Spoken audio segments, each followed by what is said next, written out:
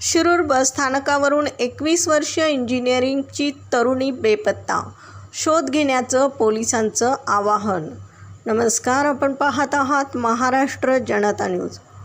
पुणे जिल्ह्यातील शिरूर येथून इलेक्ट्रिकल इंजिनिअरिंगचे शिक्षण घेणारी 21 वर्षीय तरुणी बेपत्ता झाल्याची घटना समोर आली आहे.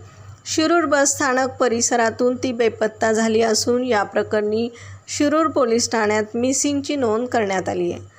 गौरी विठ्ठल वाळुंज असं बेपत्ता झालेल्या तरुणीचं नाव आहे. ती 14 मे 2026 रोजी सकाळी 8 वाजेच्या सुमारास शिरूर बस स्थानक येथून कोणालाही काहीही न सांगता कोठेतरी निघून गेली आहे. नातेवाईकांनी तिचा सर्वत्र शोध घेतला, मात्र ती मिळून आली नाही. अखेर तिचे वडील विठ्ठल बबन वाळुंज यांनी शिरूर पोलीस ठाण्यात मुलगी बेपत्ता झाल्याची तक्रार दिली आहे.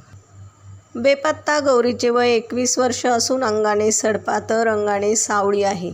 तिचे केस काळे आणि लांब आहेत. तिच्या कानात सोन्याचे बाजीगर, डाव्या हातात घड्याळ, पायात पैंजण आणि डाव्या पायात काळा धागा आहे.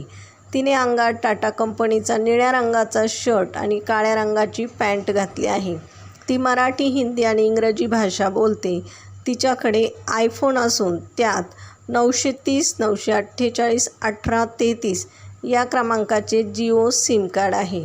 या तरुणीबाबत कोणाला काहीही माहिती मिळाल्यास त्यांनी तात्काळ शिरूर पोलीस स्टेशन किंवा तपास अधिकारी पोलीस हवालदार कोथळकर यांच्याशी संपर्क साधावा, असं आवाहन पोलीस निरीक्षक संदेश केंजळे यांनी केले. प्रतिनिधीसह महाराष्ट्र जनता न्यूज, पुणे.